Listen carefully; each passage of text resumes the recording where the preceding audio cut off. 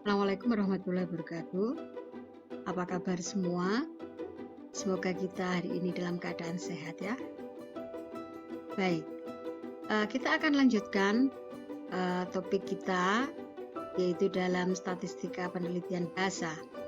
Kali ini kita akan membahas tentang statistik parametrik pada topik analisis korelasional, khususnya dengan data interval. Nah, karena ini statistik parametrik, tentu ada persyaratan-persyaratan uji yang harus dipenuhi. Nah, dalam analisis korelasi data interval ini, ya, ada sejumlah persyaratan uji yang harus kita lakukan sebelum menganalisis dengan korelasi Pearson. Karena kita tadi dua variabel ya, bivariate Pearson. Nah, persyaratan uji ya, datanya tentu harus interval atau rasio ya, kalau kita menggunakan bivariate Pearson tadi. Kemudian data untuk masing-masing variabel yang dihubungkan berdistribusi normal. Kemudian yang ketiga, terdapat hubungan yang linier antar variabel penelitian. Sehingga kalau kita gambarkan, kalau kita akan menguji korelasi Pearson, maka ada langkah-langkah yang harus kita lakukan.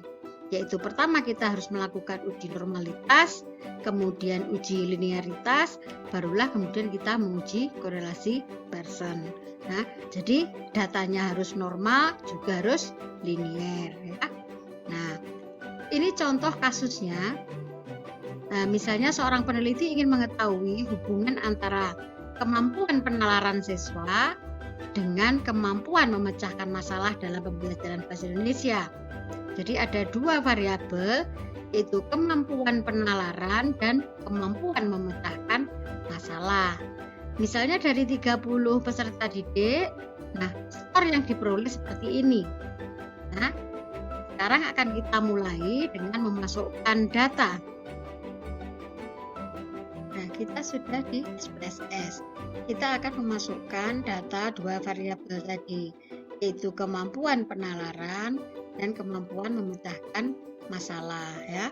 Nah, baik, kita ke variabel view dulu. Sekarang untuk variabel pertama ya, variabel pertama misalnya kita namakan X gitu ya. Nah, kemudian kita isi, desimal kita nolkan. Nah, labelnya adalah kemampuan penalaran ya. Kita ketik di sini. Nah, kemudian yang ini biarkan default, terus lalu jangan lupa jenis datanya. Interval itu dalam masuk kategori yang scale ini ya. Kemudian variabel Y ya, tanpa desimal. Kemudian labelnya adalah kemampuan ya, memecahkan masalah ya. Kemampuan memecahkan masalah. Nah, kemudian jenis datanya jangan lupa kita pilih yang ini ya, scale. Barulah kita ke data view. Nah, kita akan mengisi data X dan Y-nya tadi, kemampuan penalaran dan kemampuan memecahkan masalah ya. Nah, kalau kita sudah punya data di Excel misalnya, kita tinggal kopikan saja ya. Jadi misalnya ini ada X dan Y tadi ya. Jadi kita copy ya dari Excel, kemudian kita masukkan ke SPSS ya, SPSS. Nah, tinggal diklik, nah kita paste, datanya sudah ada. Kemudian kita simpan. Ingat, di SPSS data disimpan tersendiri, nanti output juga disimpan tersendiri.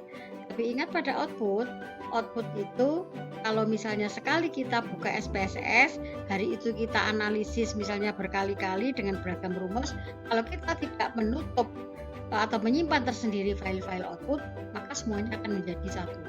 Ya, kalau ingin terpisah berarti satu analisis selesai, outputnya disimpan. Ya, nah kemudian keluar ya atau disilang, nah kemudian analisis data yang baru lagi.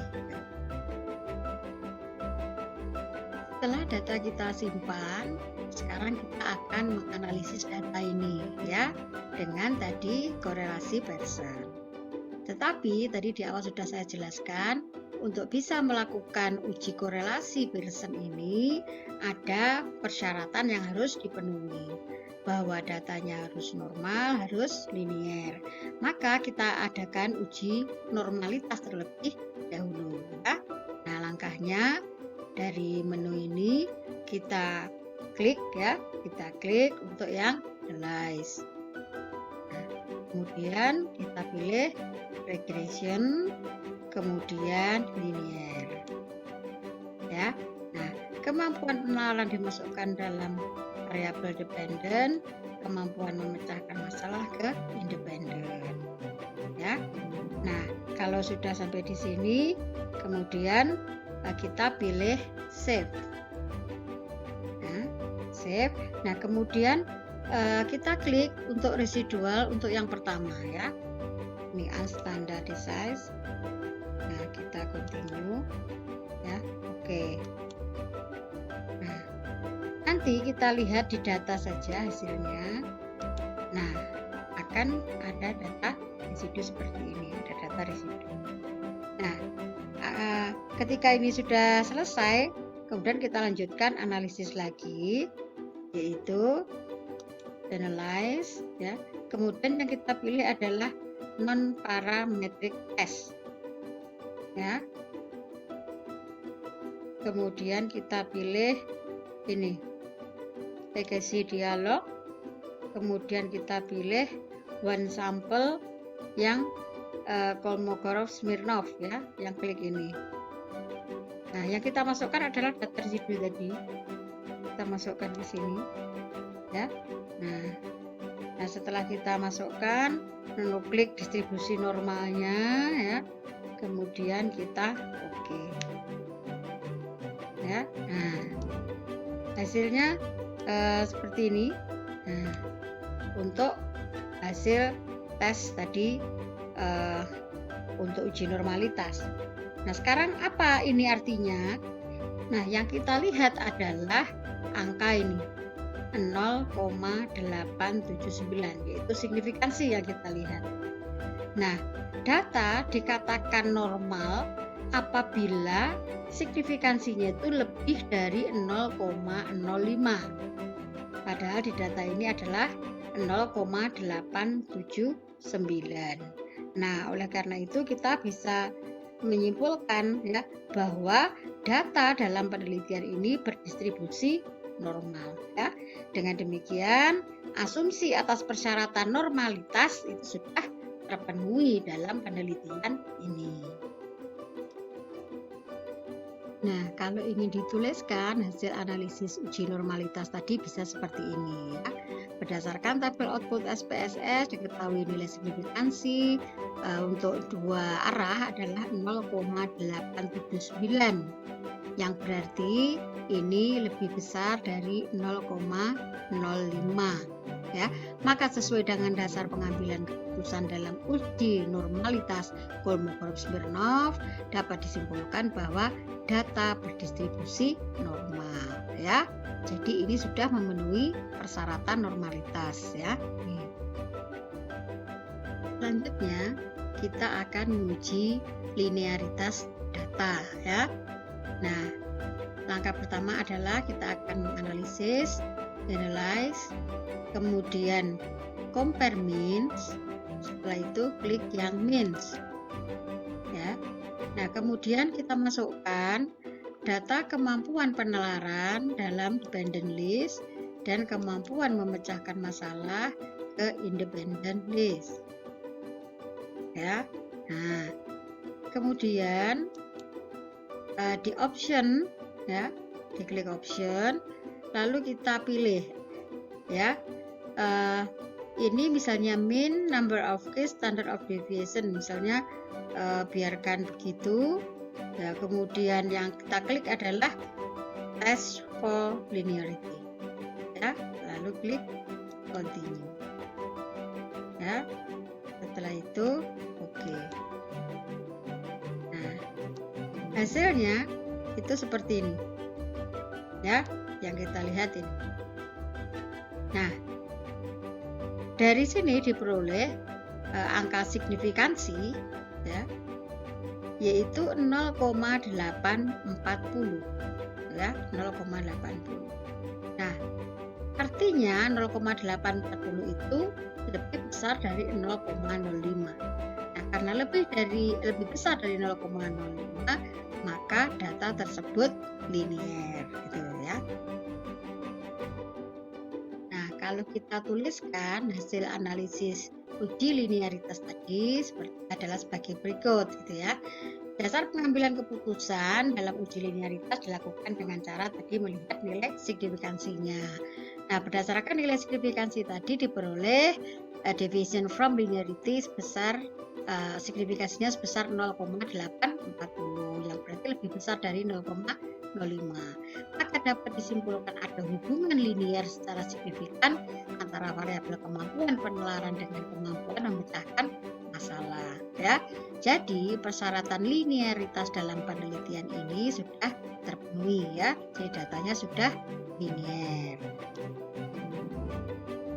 Nah, setelah persyaratan uji asumsi tadi terpenuhi, yaitu data sudah memang normal, kemudian linier, barulah kita menganalisis korelasi bivariate pattern ya. Nah, caranya analyze, kemudian karena ini korelasi kita pilih correlate bivariate. Nah, apa yang akan kita korelasikan tadi yaitu kemampuan penelaran dengan kemampuan memecahkan masalah. Nah, sekarang kita lihat karena yang kita uji adalah data ini dengan korelasi person, berarti yang kita klik adalah yang person ya. Kemudian kita pilih yang ini dua arah tesnya. Nah, kemudian fact significant correlation-nya kita klik. Biar nanti kalau hasilnya itu berkorelasi akan ada tanda bintang ya. Bintang 1 berkorelasi dalam taraf signifikansi 0,05, kalau muncul bintang 2 berarti berkorelasi dalam taraf signifikansi 0,01 gitu ya. Nah, nanti oke. Nah, kita lihat hasilnya seperti ini. Ya, ternyata korelasi antara kemampuan penalaran dengan kemampuan memecahkan masalah diperoleh R 0,625. Nah, ini ada bintang 2. Artinya tadi apa? Berkorelasi signifikan pada taraf 0,01 gitu ya. Bahkan ini ternyata lebih bagus, bertaraf ini signifikasinya 0,000 sekian, sebenarnya ada angka di sebelahnya ya. Nah, ini.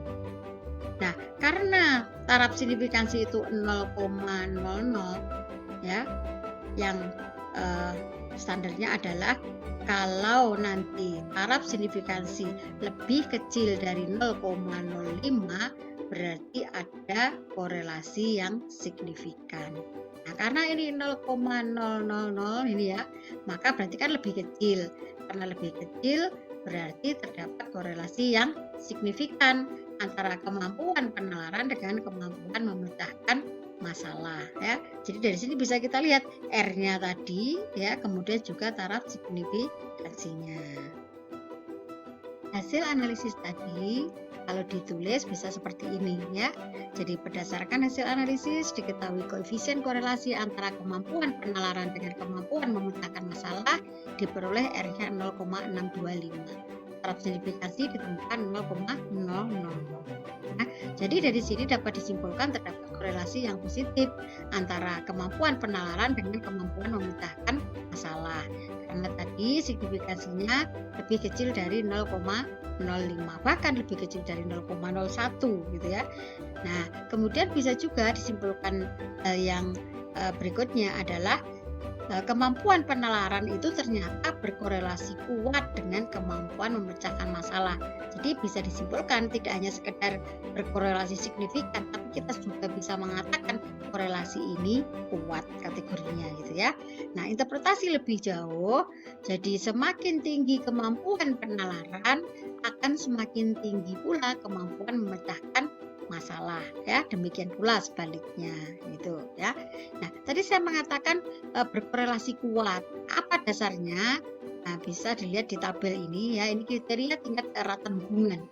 Nah, tapi karena R-nya itu 0,625, berarti kan masuk kategori yang ketiga. Maka nilai koefisien korelasinya atau arti hubungannya adalah kuat, gitu ya. Nah, itulah dasar yang digunakan untuk menyatakan apakah korelasi itu cukup kuat, sangat kuat, dan sebagainya ya. Nah, demikian tadi pembahasan kita tentang korelasi pada data interval, khususnya bivariate Pearson.